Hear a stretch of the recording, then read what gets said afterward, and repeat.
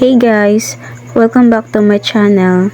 So today, my high school friend picked me up because we were planning to visit another friend, but when we got to her place, she wasn't there.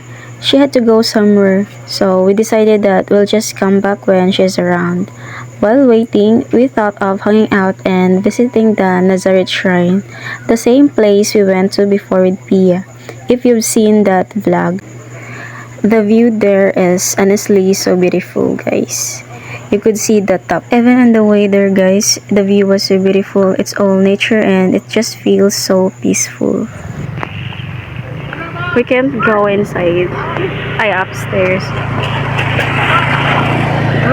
Anyway, back to the story. When we arrived, the caretaker told us we couldn't go inside because it's not safe due to the aftershocks still happening.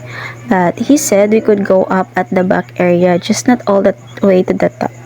Since we couldn't reach the highest point, we decided to change plans and head to the port of Kawit and Medellin to watch the sunset and eat pastel.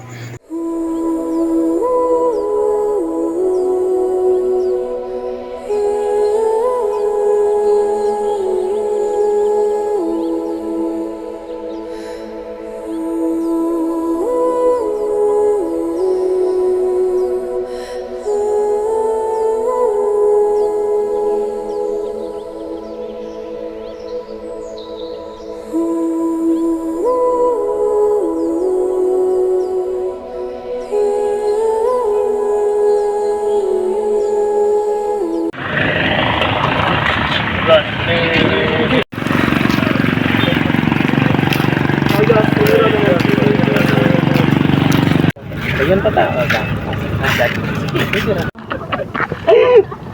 Kami. Bito, ganun ako mag-gym. Layat din ah. Bako. Iba mo, ganun ka mag-gym. Ganun ka kitag mga maso. Look at the damage, guys. It's in Kawit Medellin. Whoa.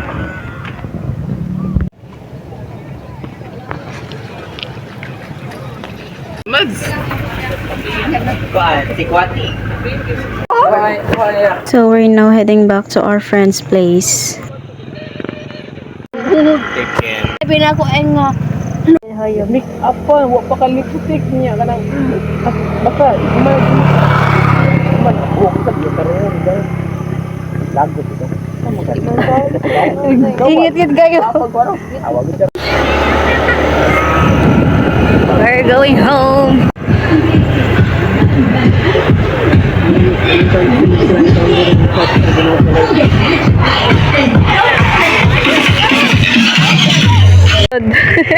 Bye-bye.